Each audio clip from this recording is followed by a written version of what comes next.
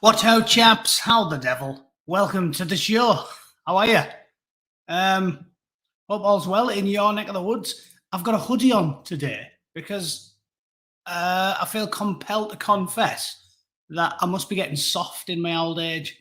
And I actually woke up slightly chilly today in glorious California, which is frankly a little bit embarrassing, isn't it? I must be going soft. What's the weather like? Let me just look out of curiosity. Look at that. It's 52 degrees and sunny. Clearly, I'm getting soft. What's that in Celsius though? 11. I mean, it's not warm, is it? Especially when you're a tight bugger and you don't put the heating on, like me. I just refuse to. I think that you can just put more layers on. That makes me sound like such a prick, but my nana always used to say that. Again, though, my nana like Margaret Thatcher, didn't she? And she always said that 9 times out of 10, when old people were whinging about not being able to afford to put the heating on, they should just put a jumper on. That's the sort of caring woman that she was. Yeah, so there you go. I'm getting soft. What a pansy. Although, look, we've got some rain on Wednesday and Thursday. You don't get much rain out here. Anyway, you really don't want to hear me talking about the weather, do you? Not when you're living in one of the sunniest places on earth. I really shouldn't complain, should I? Can't quite possibly be called there, Seaford. No, it's definitely not Baltic. Hello, Stokey, Sue and Dan. I would never have guessed you were from Stoke. Matt, it's 2 degrees here and colder than a witch's tit. They are indeed quite nippy, witch's tits. I have it on good authority from a wizard. Hello, Tess, Davey, Nick, Kate, and everybody else. Again, there's a bit too many to start reeling them off now. Now that I'm starting to become wildly successful, there's too many people to reel off, isn't there? So anyway, welcome to everyone. Thanks for coming. I'll tell you what I'm going to do today, what I don't normally talk about. Instead of just pulling up the BBC News, we will do that, fear not, for those of you that have got a habit for it. But I want to talk about this because I feel as if it's important that everybody knows these things. And I'm in one of the positions where I feel like I can do it because being a stubborn bootneck, hailing from a sink estate, well, a sink town, really, isn't it? Borough doesn't count as a sink estate. There's no such thing as a sink estate in Borough. There is just the Borough, which is a sink city. Oh, no, it's not a city, a sink town. But being as I'm in that sort of privileged area of not giving two Shiites what Silicon Valley have to say, I feel like I can promote this with no fear because, first of all, I'm obviously going to be careful and use clever euphemisms like we do for the religion of a great many pieces, the followers of the adherents of Alan's legendary snack bar, the big sort of churches with the big golden bell ends on top. You know, I've got loads of good ones we use to dance around the issues because in 2021, when you say factual things, you have to dress them up in satire and synonym because you're not allowed to talk about facts anymore, right? Which is mad. It just shows why everything's going wrong because you have to dance around facts. You can't say that. You can't go on TV and say things like, "Oh yeah, I don't think a bloke with a wig on should be allowed to go into a women's prison." In fact, worse than that, you can't go on TV and say, "I think a registered sex offender that has horsed one in to some young girl against her will. I don't think a registered sex offender that has horsed one into someone should be able to change the name, put a wig on, and then fucking share a cell with a petite, dainty lesbian." Right? You can't do it. You have to just dance around every issue, and that shows why everything's going tits up, isn't it? Because you know how I talked about yesterday, how you really need to ensure that the cleverest people, the people with the best ideas, always get the nod. And you only get good policy when you get really rigorous debate. And that is proof that you're not even remotely getting a rigorous debate anymore because you can't say true things which sound like good ideas. You have to dance around them in this endless fucking jig and dance around and tiptoe around and poke a little bit and see what you can get away with. And if you do say something that the communists don't like, they'll silence you anyway. But anyway, I'm getting pulled in about 10 different directions from the chat, and you guys will distract me, so I don't want to start ranting about 5 other things. But Wheel of Time, yes, to Nick Yak. Isn't it bad? I did 5 episodes and then I quit. And I covered it in a review called The Wheelie Bin of Time. If you want to check it out, it's on YouTube. But it was really, really, really bad. Like, it shows how bad things have got when we can't even make a TV show anymore. It's so far removed from the books that it shouldn't even have the name. It's got about 20% of the story in common with the book. Like, the names of the main characters is the only thing that's... I mean, seriously, when one of the Aes Sedai started lesing it up with the black woman that is cast as the white woman, seriously, it's not just the fact that they changed the races and genders of all the cast. They even made characters les it up when they aren't lesing it up in the books. And I read the showrunner on Twitter saying, oh, yeah, everyone complaining about the thing. Well, they're going to suck on this because I'm going to make all their favourite characters gay. How's about that then? Rubbing it in. As if people that read books care. You know, we had them long before these communists showed up. We'll have them long after. I don't need to watch some third-rate TV show. I've got the books. If I ever have an issue, I'll reread them. Done. So, yeah, look, you gloat away, mate. It means 0 to me. I don't need to watch it. I mean, let's be honest. Who watches telly now? I hardly ever watch any telly. I only watch these things out of morbid curiosity because it's something to do when I'm on my rowing machine. You know what I mean? Because I don't go to the gym out here because you have to wear a fucking mask. So I bought a rowing machine and I smash it every day. And that's the only reason I watch TV is so I can get through something to do while I'm on that or listen to an audio book. Out of bluff old traditionalism, it's just something to do. And I watch TV, but I'm not really interested in TV anymore. And it doesn't bother me that it's shit because I hardly ever watch it anyway. Well, what's this from Blue Van Man? He didn't mind. I put the Fact Hawks picture you posted on Twitter on my Facebook page and got a ban within 20 seconds. Well, there you go, ladies and gentlemen. This is what I'm talking about. A ban within 20 seconds. Fucking hell. Zucker twats up in your shit even more than he is up mine. And he's been in me. Zucker twats give me a fucking good reaming. I've got an arsehole like the top end of a Wellington boot after Zuckerberg's finished with me. Two-Tone, the new Lord of the Rings. Again, it will be. And they think they can gloat about it. Like, I don't care.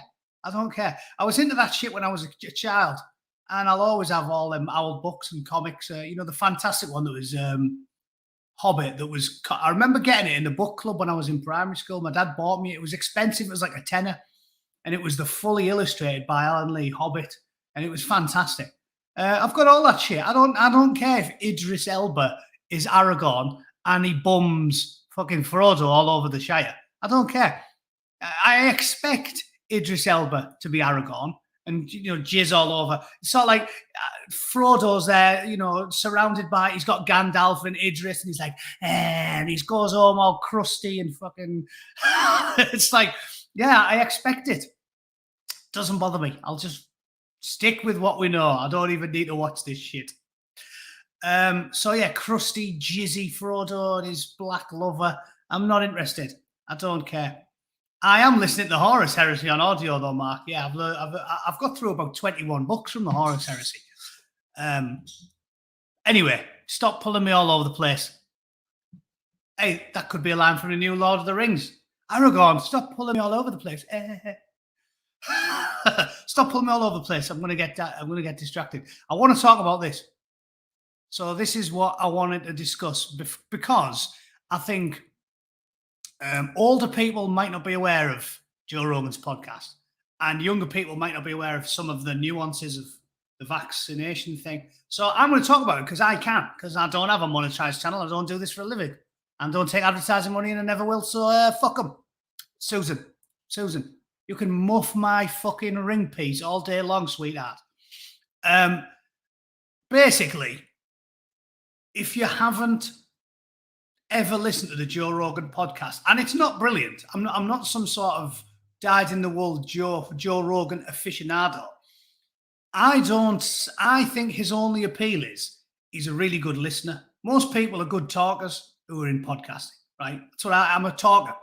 Most people who are naturally lean towards doing pub things in the public eye like this are born gobshite. So the reason Joe Rogan's so good at what he does is because he's a listener, and he sits there very patiently and he just asks questions.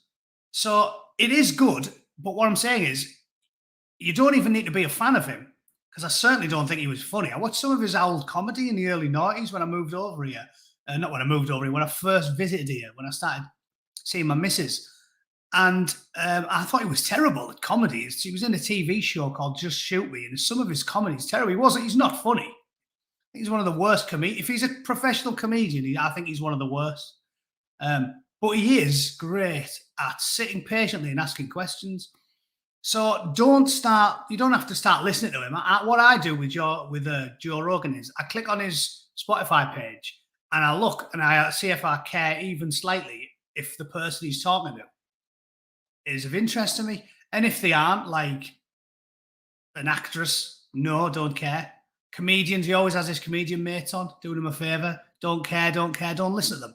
But when he gets people on who talk science or politics or philosophy, then I'll listen to them. He did an interesting one with some Geordie bloke that was talking philosophy, and it was, quite interesting to get your head around some of that stuff. And they always explain it in a nice, easy to understand way. So I'm not advocating being a Joe Rogan fan and listening to all his shit. Beeple. Yeah, I've got absolutely no interest in listening to fucking Beeple. However, this one, 1747, Dr. Peter McCullough. I'll tell you what, it blew my mind. And I think it's pretty mad that what's gone on with the vaccines and with COVID is so aggressively policed by the mainstream media. It just goes to show that we can't win. You can't win. The power of the mainstream media and the governments of the world, when they've got the control of the airwaves and the radio waves and the TV stations and the websites, you cannot win. But in my own small way, I want to share this just so people that haven't seen it or heard it, give it a listen. Because in fact, I'll take the link as well, just so it's easy for you guys to click on it. Now, I'm not saying that absolutely all of it is going to be correct as well, right? You always have to do your research. And everything, when I listen to Joe Rogan, which is what I think people like about it, he sits there and gets his researcher to put all the websites up and people make outrageous claims. You have to do your research. Maybe not everything he said isn't right. But some of the stuff that this guy came out with blew my mind. And what is obvious, and what I did my homework and checked some of the links, specifically with regards to the results and risks of some of the alternative therapies, like hydroxychloroquine and ivermectin. It was mad to find out from listening to this guy, who was a respected physician, who testified in front of the Senate. It was mad to listen to. Genuinely astounded me. And the reason I want to bring it to everybody's attention is this bloke basically pointed out that those drugs appear to work. And even if they don't work, even if they didn't work at all, they've been in such common use that there was almost no risk to using them. So if you had a really ill family member and you were really concerned that they were going to succumb or have major long-term health problems with COVID, you would say to any responsible physician, are there any risks to this experimental drug? The one Trump took, one Joe Rogan took? Is there any risks to it? And even if the physician doesn't think that it's going to help very much, if the risk's minimal, you will say, well, maybe it won't, maybe it will, but it's not dangerous, so take it. So that stuff all about ivermectin and hydroxychloroquine was mental because the numbers are in. We've used it 1 billion times. And there's almost no risk at all. So even if you didn't think it worked great, you might as well use it. It's literally like taking one paracetamol because you've got a headache. Maybe it'll do fuck all. It's not going to kill you, so you might as well have a bash. It's basically what I took from listening to this 2 hour 45-minute podcast. And it blew my mind that the general Silicon Valley elites and the mainstream media and the radio networks and the TV networks haven't talked about it more. I went on to Google to read about the guy's credentials, and there's almost nothing there. It's not that they're not even doing a rebuttal. They've decided that if you do a rebuttal, they might lose that argument because Peter McCulloch is at least giving you his professional opinion and he's not just sitting there lying his ass off. So clearly the BBC and Channel 4 and everybody else have decided that, and this is just how pervasive and dangerous and toxic and fucked up they all are. They've decided that if you even rebut what he's saying, it might mean more people listen to him. So instead of rebutting it and risking losing it, they just haven't even talked about it. And that is what shows how insidious it is. It's that they're not even talking about it. And even someone as big as Joe Rogan, who is probably the most popular podcaster in the world, he's not big enough to turn the tide because people aren't interested. But the really short version is, I mean, again, I don't want to talk about it forever, is that you should go and listen to it. Because all them drugs have been used for ages, and especially with ivermectin, on literally hundreds of millions of people. And they just reported lies about it. And what became clear from listening to that is, and again, think about this, right? I'm not a conspiracy theorist. You've seen me on Chris Thrall twice. I've had it out with Chris. There's a lot I agree with him on. There's a lot I disagree with him on. That's why I get on with him. I get on with people I disagree with quite a lot because I love arguing. So he's sound, Chris. I can talk to him all day and we can disagree. That's fine. I'm not a conspiracy theorist, typically. But when the evidence is staring you in the face, you have to be willing to change your opinion. And I think what is clearly obvious from this COVID debacle is, and it's not wacky, it's not New World Order, it's not lizard people. It's really, really simple. Think of it like this. Money makes the world go around. It always has done and it always will do. Is it not plausible that all of these alternative treatments and drugs could work really well to lower the mortality rate, to lower the death rate, to lower the long-term illness? Is it not totally plausible, not even in the realms of weird or 9/11 conspiracy or because that's how they shoot you down straight away. They just go, oh my God, conspiracy theories, as if, oh my God, I listen to Dr. Peter McCulloch, therefore I think Elvis is going to, come back into town riding on the Loch Ness Monster with fucking Jesus, right? No, it's just, it makes sense that Big Pharma would pay mainstream media, governments, and everybody else, whoever they needed to pay, to make the stock price quadruple. And that's what's happened with Moderna and Pfizer. The stock price has gone up. Moderna's stock price, unbelievable. I actually checked that out yesterday. One of the many things, it's fucking mental. It's gone up from 2 figures to 3. It's like, shoom, shut up. It's past $300 now. And it's like, is it not totally plausible that they would say, listen, we want everyone to get the jabs, so we don't want to tell people that these 2 drugs that aren't dangerous help. So don't push the drugs, just tell everyone to get the jab. Why is that a conspiracy theory? Like, again, there's hundreds of people in the chat watching this. I'll leave it to your judgment. Is that not totally plausible? I don't see how you can shoot someone down in flames and just go conspiracy theorist and put them in there with Queen Elizabeth's a lizard and 9/11 was carried out by Muslim ninjas under cover of darkness using controlled explosions in league with George Bush, their best mate. I don't see why they put you in with the same thing when you just say big business have got an incentive to make sure everybody gets a jab. So they would hide the treatments that aren't dangerous and may really, really help in order that everybody gets a jab. That just isn't weird. It's not even unlikely. It's fucking likely because the stock business, and again, I can even disappear down that rabbit hole. As a centrist capitalist person that owns stock, I understand that. It's not the lefties are daft when they talk about stock because when you're a CEO and you've got stockholders, hundreds of thousands of people that own stock are working class scum like me. I've got stock in companies. I've got stock in Intel. I've got stock in AMD. I've even got 2 or 3 in Amazon. I bought them when they were, I don't know, about $1,000. They've gone up. It's like normal people buy stock. So you're not just helping rich people when you're a businessman and you're doing everything you can to get your stock up. Because loads of normal people own stock. Remember when Cadbury's got bought by Kraft? Something like 80% of the stockholders were people who fucking work there.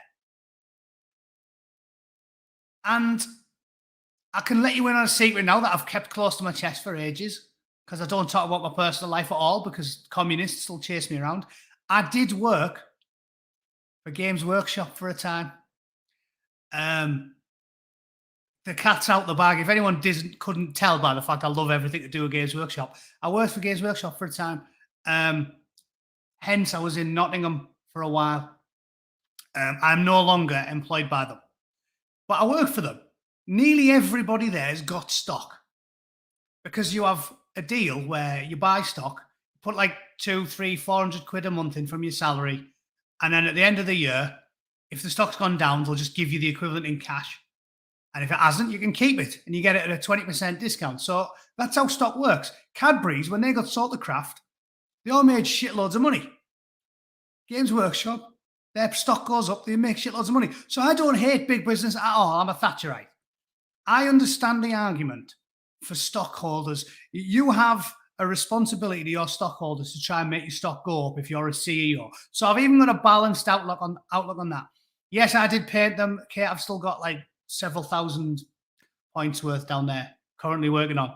But let's not talk about that. So even on that, I'm a fence-sitting bastard. I do get stock holding shareholders, CEOs trying to make their stock worth more money. And it's fine because you do have to balance it. You balance it with, you do have a responsibility to everybody else, but you also have a responsibility to your stockholders. So I understand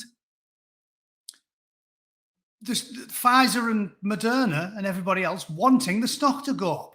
I'm not even massively having a go at them for that.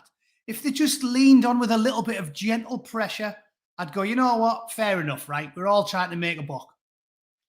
But it's when you start stomping on people's fundamental human rights. I hate the word human rights. I mean, you put the human in front of it. It makes you sound like some lefty twat. Your rights. Your rights. Nobody has the right to tell an Englishman's home is his castle.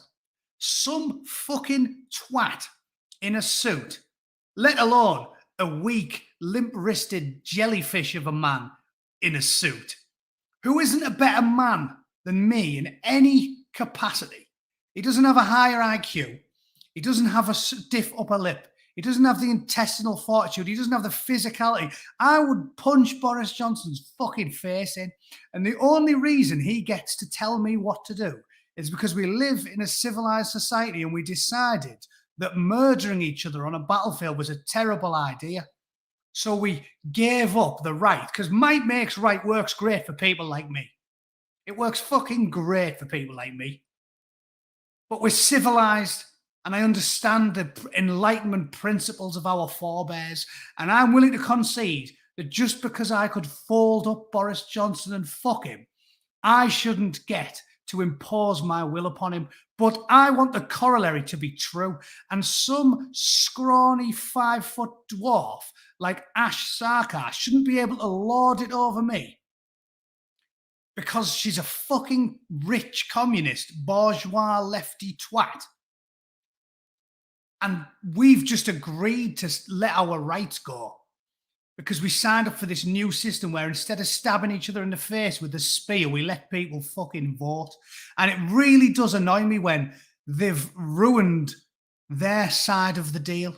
And their side of the deal is we give up the might versus right approach in exchange for our rights being respected. And we said, right, oh, then we won't line up on a battlefield and just kill each other. We'll have votes. And that right to be respected, the reason it works is because you respect the outcome. And the Brexit vote and the Trump vote and now the behavior of them with the vaccines is three massive reasons where I've started to think we are on the brink here. We must be on the brink of tens of millions of strong, disciplined men sitting here thinking, why do I allow Zara Sultana to fucking lord it over me when on a personal, individual level, she is my lesser in every way? I could pull her to pieces intellectually and literally. So why do I allow her to lord it over me if she's not going to respect the corollary of the voting principle, which is we will cede our strength and be civilized and allow people we hate to rule over us on the fucking innate realization that they respect our right to throw them out the instant we don't like it, that they respect our right to invite individuals into our own homes without being told by lesser men that we can't do it, respect our right to have body autonomy and not be told we have to take vaccines that we don't want to take, simply because weak people have managed to weasel their way to power. That's when it's gone too far. The compact has been broken. We signed up and said we'll be disarmed and we'll be civilized and we'll allow you to beat us with flimsy arguments. We'll sign up for that only because you promised you would respect our rights as individuals to choose and live freely. And if you're not going to respect votes anymore, and you don't respect referendums, and you don't respect elections, and you don't respect bodily autonomy, why should I keep playing this game? Why shouldn't we all pull an ISIS? Why not? And again, I'm not supporting it because I'm only teetering near the precipice. But the point I'm making is, why should people not resort to violence? If we said the reason we're having elections is because it works better than lining up across a battlefield and seeing who's the best at stabbing each other in the face. If you're just going to start moving the goalposts and saying we can just stop you doing whatever, you can literally not go for a walk where you like. Public, you can't go for a walk without the fuck Thatcher's puppets sending the drones after you. You can't go for a walk. You can't have your friends around your house. We're not leaving the European Union. We'll still keep paying them money even when we fucking left after you forced us to do it by voting 7 times and doing it over 5 years. Why should we keep signed up for this compact? Why shouldn't we just go back to let's have a massive fight?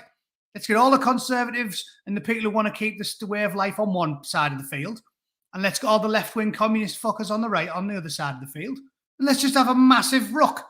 Fucking, why don't we just do that again? Battle of Towton all over again.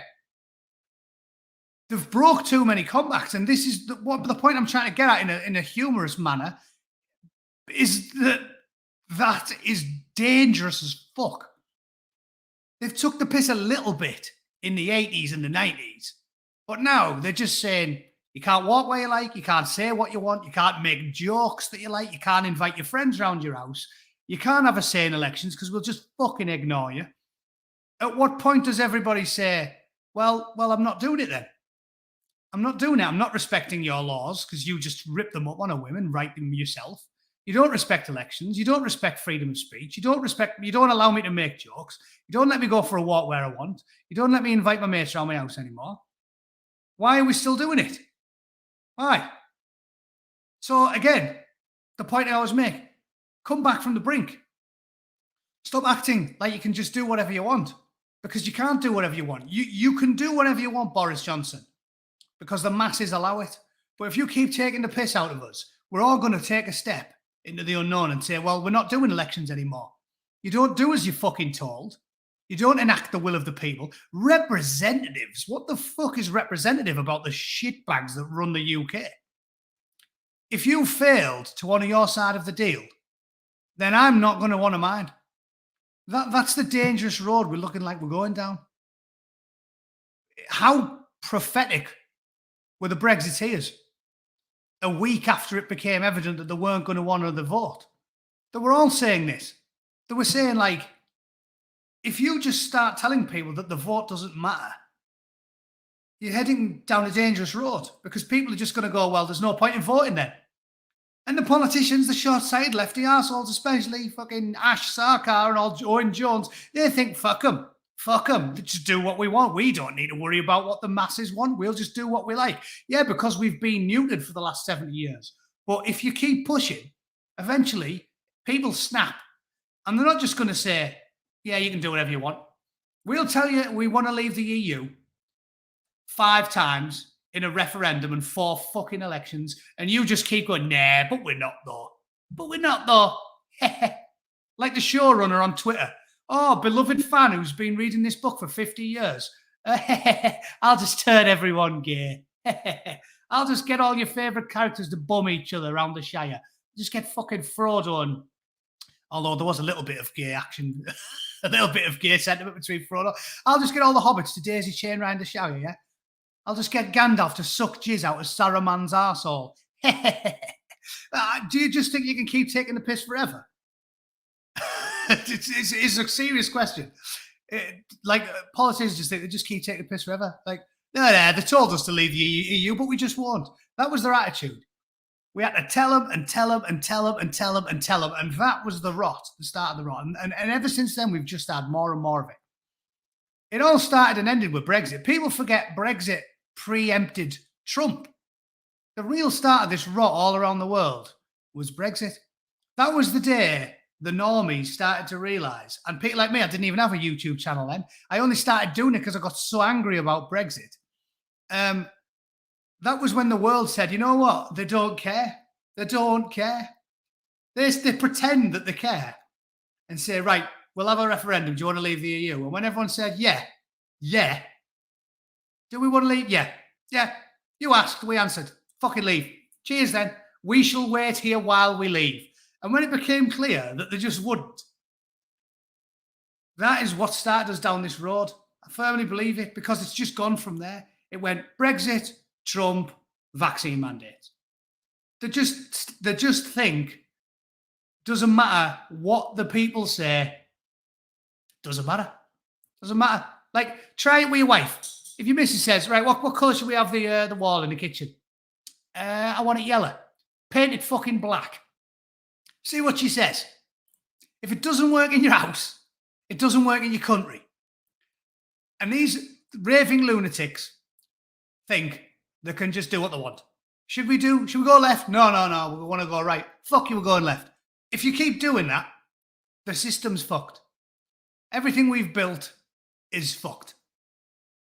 You can't just keep doing it. You can get away with it for a little while, but eventually everybody is going to kick off massively. So I implore anybody who thinks Operation Keck, the Great Meme War, yeah. I implore anybody who thinks that it's a good idea to just let the elites make all the decisions and just ignore the will of the people. I implore you to rethink your hypothesis, because it's, yeah, be Remainer. I didn't vote for Brexit, as I have said to many people.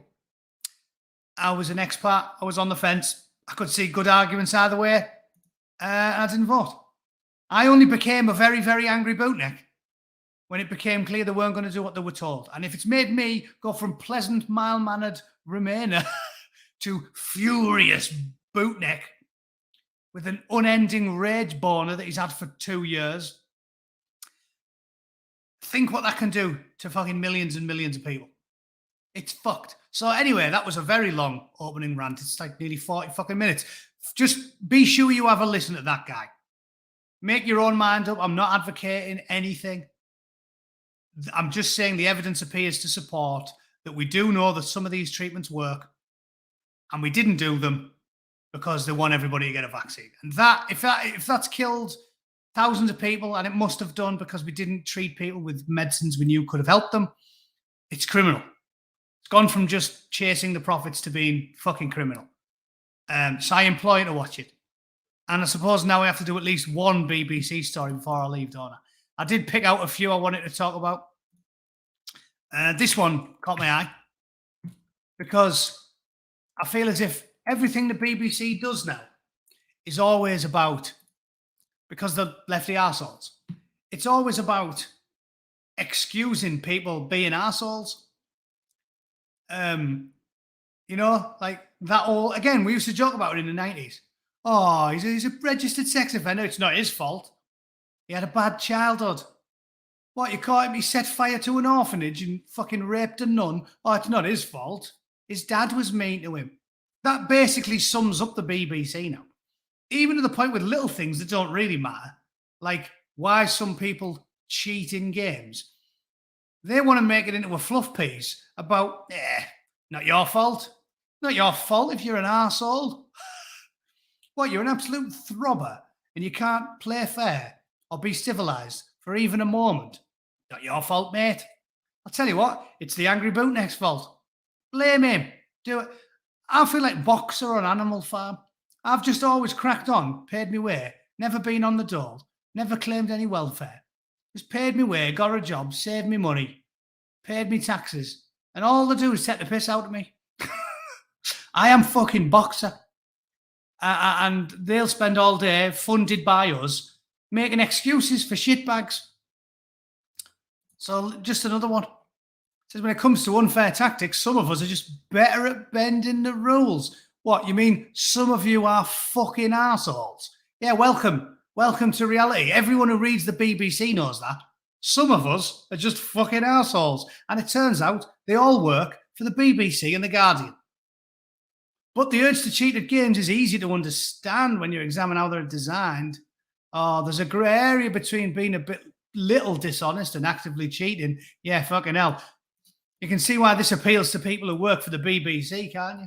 There's a grey area between being a lying bastard and spewing out propaganda for your paymasters. Yeah, there's a massive grey area there. You don't have to be honest just because you're a taxpayer-funded journalist. Of course you don't. Who hasn't failed to draw attention to their presence on a rival's property in Monopoly or snuck a glance at an opponent's cards in Cluedo? Even if we never intend to deceive, fucking hell. Imagine someone at the BBC writing that. We never intended to deceive. Well, you've just started again there, haven't you?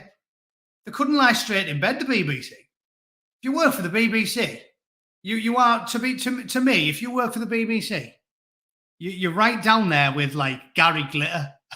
This is the worst people in the UK. The things they've been caught lying about.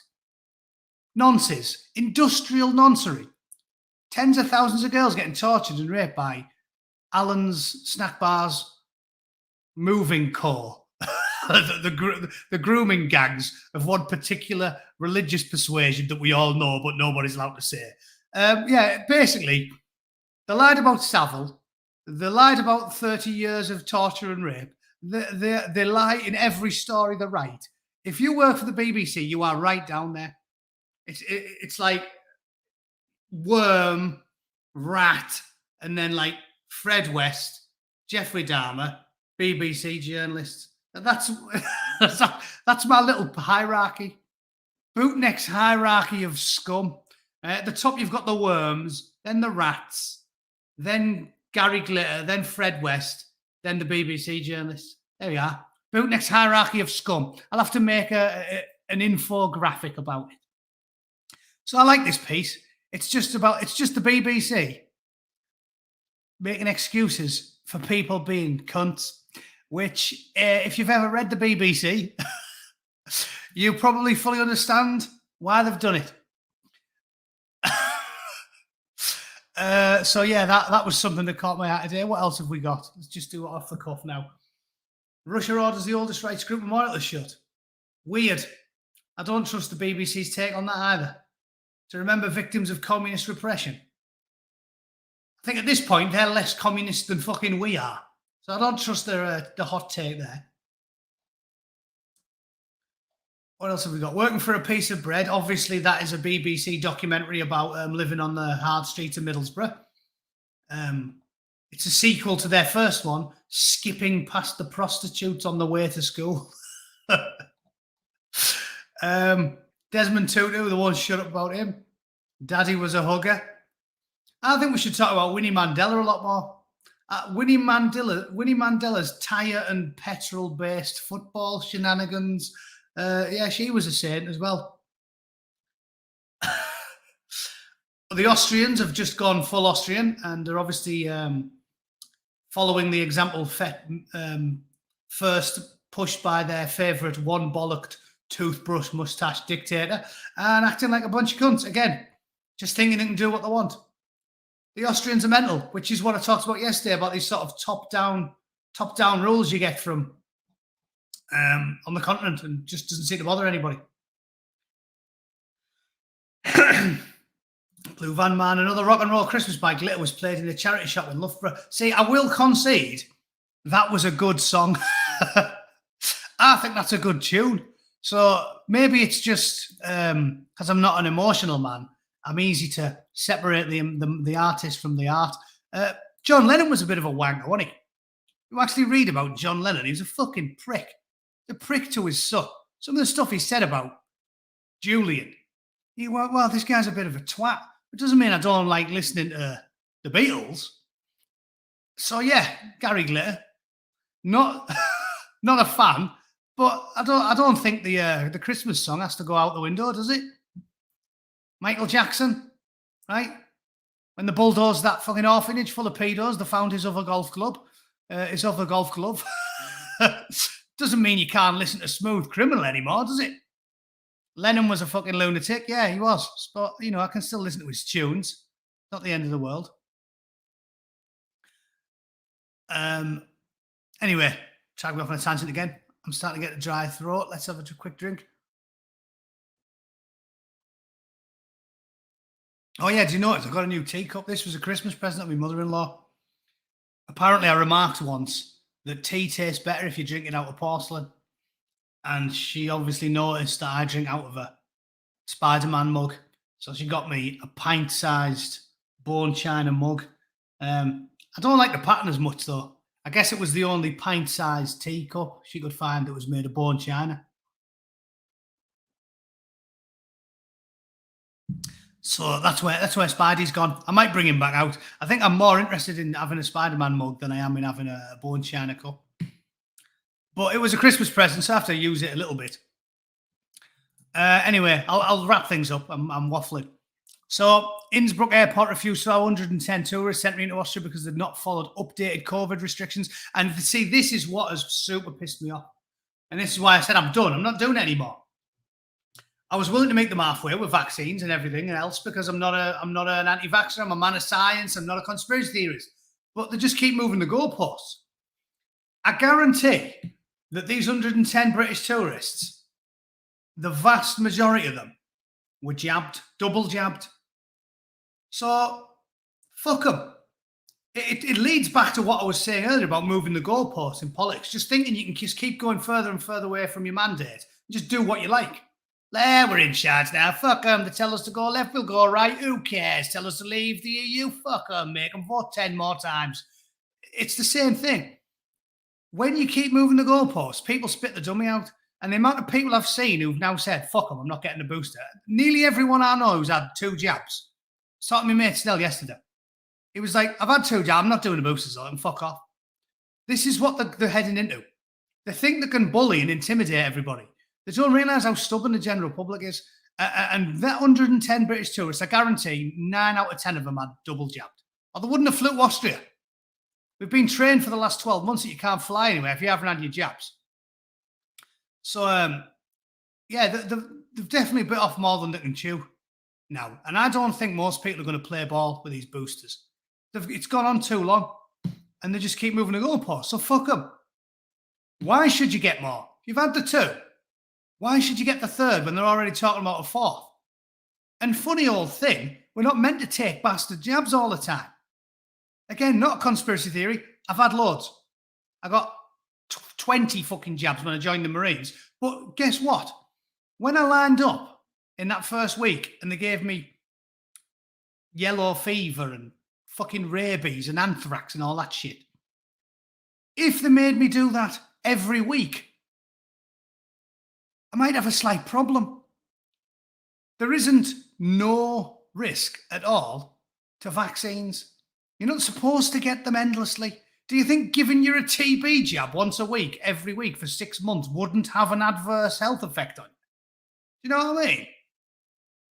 It's fucking mental. You're not meant to get stabbed all the time. And that's what Fred West had a hard childhood. He did. Poor old Freddie. Misunderstood. You're not meant to get jabs that often. And again, this isn't, if Susan wants to strike me down, she can do so. This isn't controversial. It's not controversial. It's not weird. I've had them. I've had loads of fucking jabs. I have them all the time. I don't care. I'm telling you some facts. You're not meant to get it. I got 3 anthrax jabs and they made us sign a waiver. I'm guessing it'd be negative for your health if they give you 23 anthrax jabs. They're not made to be used that way. TB, when we were kids, you get 1 TB in your arm and you're fucking done. These things don't work the same way. So, suck me fucking plums. Susan, get your gums around me plums. Get your mauler around my town. Oh, it doesn't really work. Well, your town halls is your balls in it. Get your maulers around me town hallers.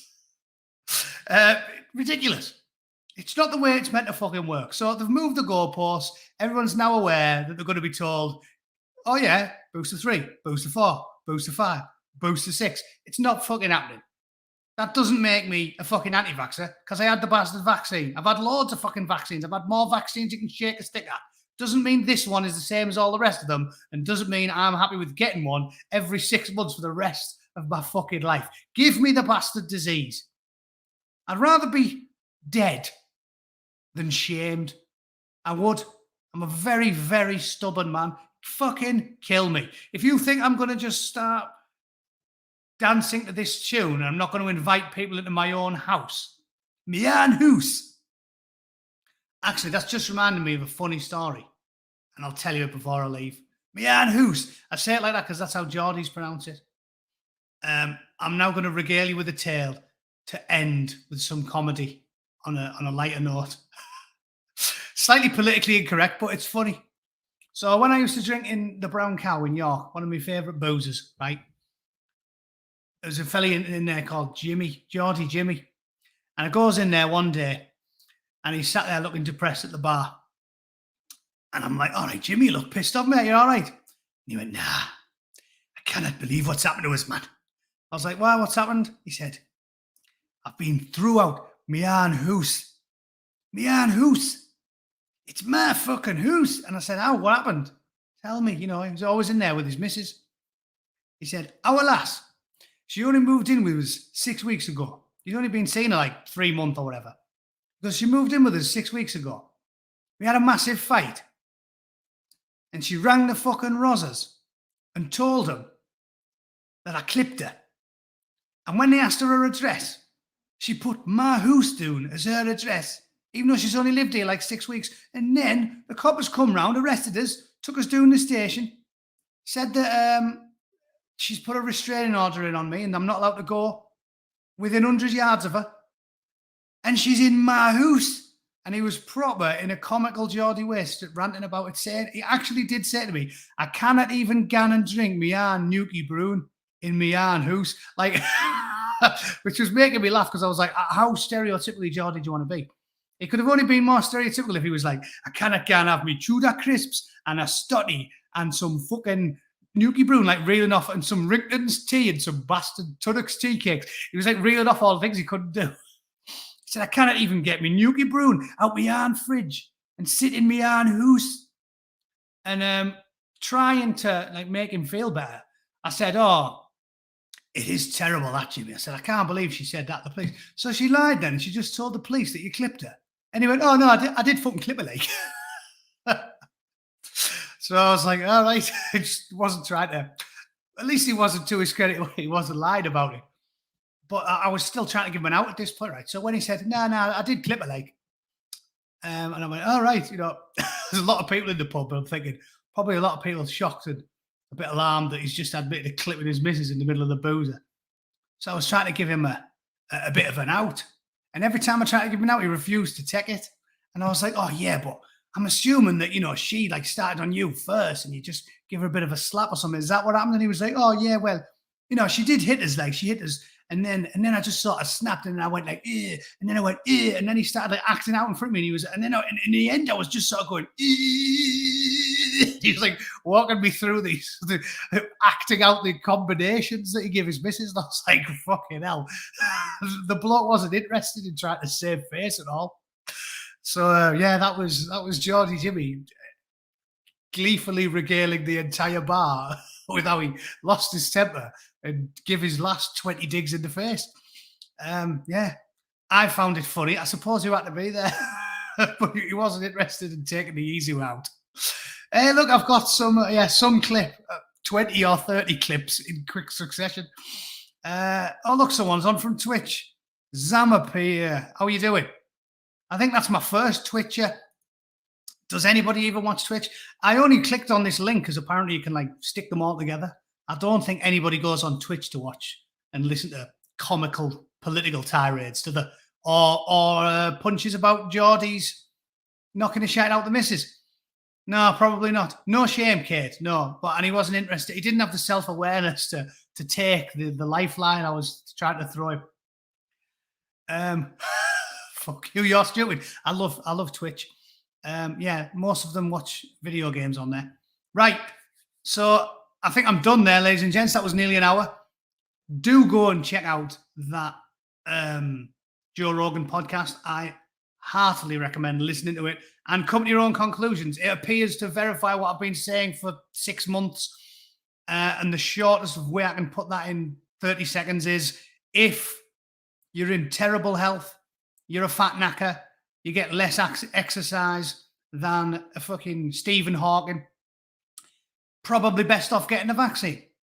However, if you're young and healthy and you don't worry about your health, probably less risky to just get the fucking thing. Which is why, as I've said many times, the government can't dictate who gets the vaccine, right? Very simple. It's got to be an individual risk assessment, because if you're 18 and you go running every day, you're probably at more risk from the jab than you are from the COVID. So just get the COVID. If you're 50, you've got tits and you're in a wheelchair and you're diabetic, probably best off getting the jab, right? These things need to be done on an individual basis, and that is why it's logical and reasonable for the government to not get involved and leave healthcare decisions to the individuals that know themselves and their bodies better than any fucking Mandarin in Whitehall, Guardianista, political activist, or bought and paid for medical professional, right? We are not all the same. As Mr. Enoch Powell MBE has just said, we are not all the same, and that is why I've always advocated an individualist approach to risk, because it's called logic. So suck on it. All right? Not rocket science at all, Paul, but we are where we are. Thanks to everybody for listening. Once again, I will be back tomorrow. I don't know why I kept them in all fucking day, because I wasn't even listening to anything. But right, cheers. Thanks for watching. See you guys very soon. Stay sane. Take it easy.